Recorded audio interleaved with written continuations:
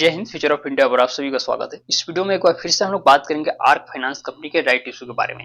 यह वीडियो मैं सिर्फ और सिर्फ उन लोगों के लिए बना रहा हूं जो लोग मार्केट में अलग से राइट इशू के शेयर्स बाय करके फंस गए हैं या ये गलती बार बार करें, क्योंकि मेरे पास बार बार मैसेजेस और कमेंट्स आ रहे हैं कि उन्होंने अलग से आरी शेयर्स बाय कर लिया है, अब क्या करना है। जबकि मैंने शुरू में ही जब पहली बार इस राइट इशू के ऊपर वीडियो बनाया था तो आपको अपडेट किया था कि अलग से आपको आरी शेयर्स नहीं बाय करना है।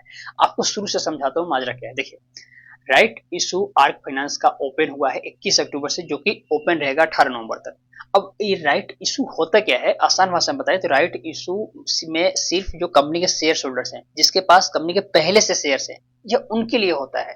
क्योंकि जिनके पास पहले से इस कंपनी के शेयर्स हैं, उसी शेयर होल्डर्स को सिर्फ ये राइट्स होता है कि वो इसमें अप्लाई कर सके, इसलिए इसको राइट इशू कहते हैं। राइट इशू में होता क्या है कि कंपनी मार्केट से कुछ पैसा उठाती है। जैसे इस राइट इशू के जरिए आर्क फाइनेंस कंपनी देखेंगे तो यहाँ पे तकरीबन तकरीबन 48 करोड़ रुपए मार्केट से उठाने जा रही है।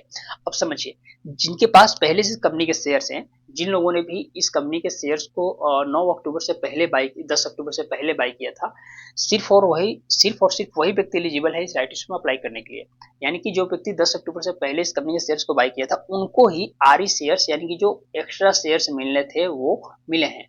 आरई शेयर्स का मतलब होता है कि आपके पास जो पहले से शेयर्स आपने बाई करके रखा है, उसमें रेशियो के हिसाब से कुछ एक्स्ट्रा शेयर्स आपको मिल जाएगा, और उसी जो एक्स्ट्रा शेयर्स आपको मिलेगा उसी को बस आपको अप्लाई करना होता है।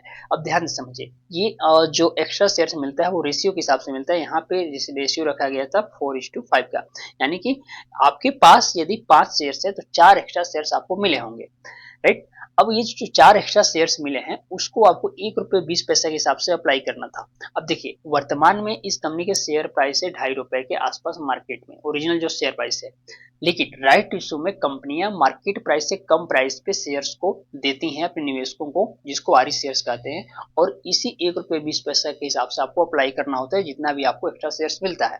यानी कि आर्क फाइनेंस कंपनी के मान लीजिए पहले से किसी व्यक्ति के पास 5 शेयर्स है, उसे 4 एक्स्ट्रा शेयर्स मिला।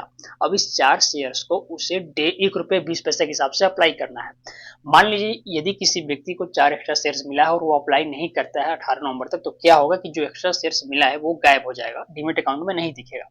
इसीलिए मैंने कहा था कि जो व्यक्ति इसमें एलिजिबल है, जिनको एक्स्ट्रा आरई शेयर्स मिला है, वो क्या कीजिएगा, या तो 18 नवंबर तक अप्लाई कर दीजिएगा, और अगर अप्लाई नहीं करना चाहते हैं तो 12 नवंबर के पहले जो ये डेट है रिन्यूएशन ऑफ राइट एंटाइटलमेंट्स का, तो उसके पहले आप बेच दीजिएगा। बेच देंगे तो आपके पास जितने भी शेयर्स हैं, जो एक्स्ट्रा शेयर्स मिले हैं, ₹1.20 के हिसाब से आपको बेनिफिट हो जाएगा।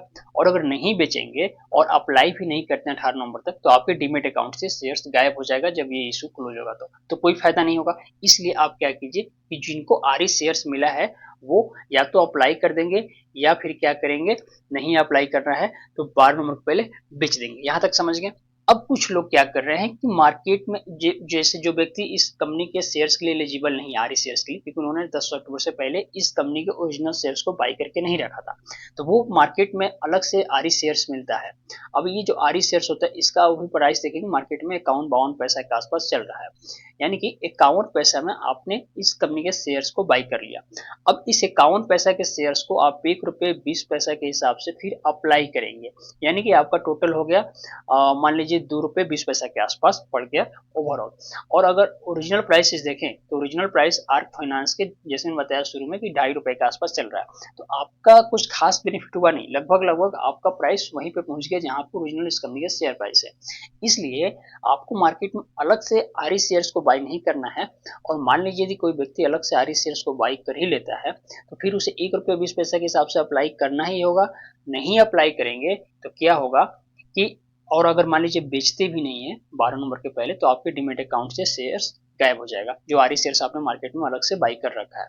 इसलिए आपने मार्केट में अगर अलग से आरई शेयर्स बाई किया है, क्योंकि आप एलिजिबल नहीं थे, और आपने आरई शेयर्स को अलग से बाई कर लिया, तो या तो आप 12 नंबर के पहले इस आरई, सिर्फ आरई शेयर्स की मैं बात कर रहा हूँ, जो आपने बाद में बाई किया उसे बेच दीजिए, या फिर ₹1.20 के हिसाब से अप्लाई कर दीजिए।